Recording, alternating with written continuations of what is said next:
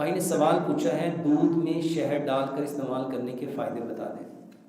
میرے محترم بھائی اور بہنوں، سردیوں کا ایک بہترین تحفہ ہے، طاقت کے لیے بہترین ہے، بہترین آپ کے جسم میں جتنے سسٹم کام کر رہے ہیں نا اس کی بہترین دوائی ہے۔ ایک گلاس دودھ میں 1 چمچ شہد ملاؤ، اگر ہو سکے تو اس میں 1 دیسی انڈا ملاؤ اور یہ استعمال کرو۔